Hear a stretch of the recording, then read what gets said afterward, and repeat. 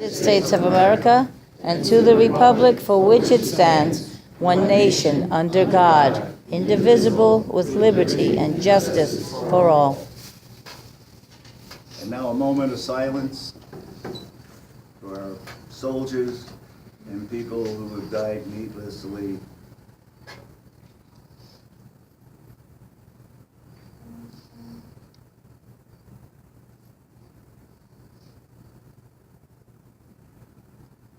Okay, thank you very much.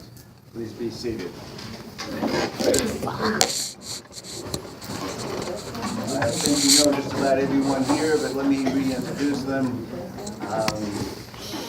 This is our crime prevention officer, Tyrone Modesto. Madero. Tyrone, you know, I gotta write this stuff down and you have to change your name. Yeah.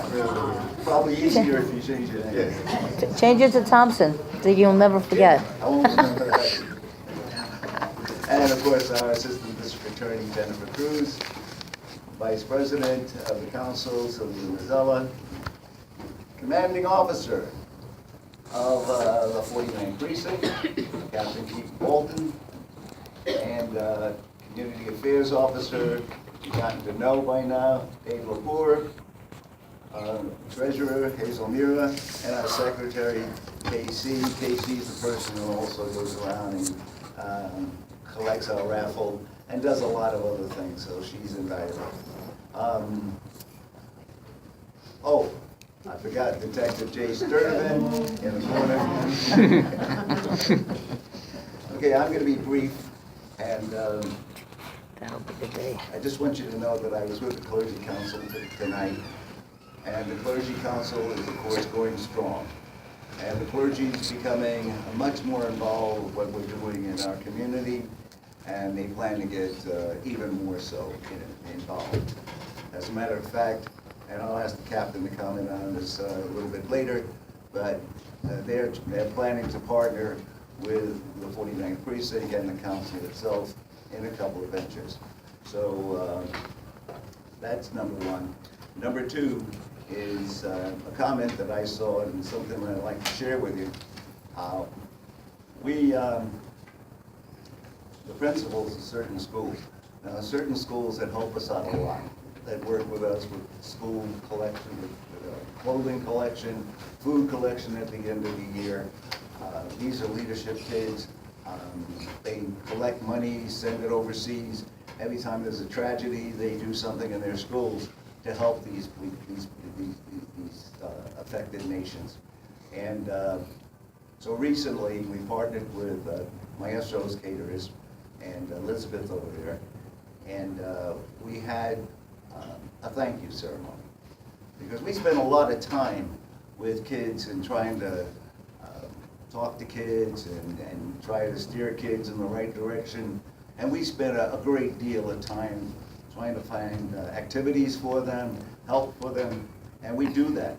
But I think the group that we kind of forget about sometimes are the kids that are doing things, that are part of our leadership, that are part of helping the community. And they really never get thanked, except perhaps maybe in their schools, but not outside. And so we decided, and that was PS 108, PS 83, PS 105, Van Nest Academy, and in the Madeline Provenzano New School. And these people all helped in all these ventures that we've done. So we had a luncheon for them at Maestro's. And every child, there was about 125 children, were part of the leadership class, part of the student government, but kids that are actively involved in doing good things in their school for people. And so we had a luncheon for them, just to say thank you, just to say we appreciate what you're doing. Because we not only have to help the kids that are troubled, but we have to make sure that the kids that are not troubled stay on that same path. And we do that by appreciating their efforts and what they've done. Okay, that's for me. And now I'm going to introduce Captain Keith Walton, and he will give you the stats and whatever else he's got. Well, I'd just like to say thank you, good evening, and welcome to the 49th Precinct. Before I began, I would just like the community affairs officers as well as the crime prevention officer to give you an update, and then I'll go over the stats briefly.